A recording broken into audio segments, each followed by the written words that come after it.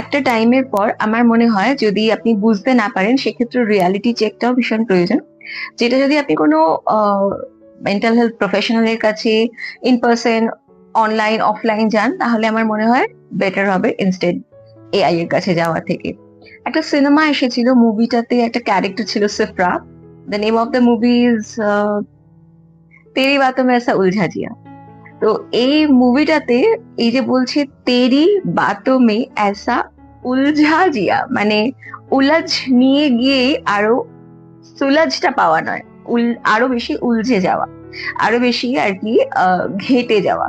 তো যারা আর কি এআই এর হেল্প নেন, আমি তাদেরকে সাজেস্ট করবো যে তারা এআই এর হেল্প না নিয়ে তারা কোনো আশেপাশে থাকা কোনো মানে কাউন্সিলর, মেন্টাল হেলথ প্রফেশনালের হেল্প নিন, সেটা আপনাকে অ্যাকচুয়ালি হিল হতে হেল্প করবে। আমি একজন মেন্টাল হেলথ প্রফেশনাল, একজন সাইকোলজিক্যাল কাউন্সিলর। যদি আমার হেল্প লাগে, you can DM me for paid session.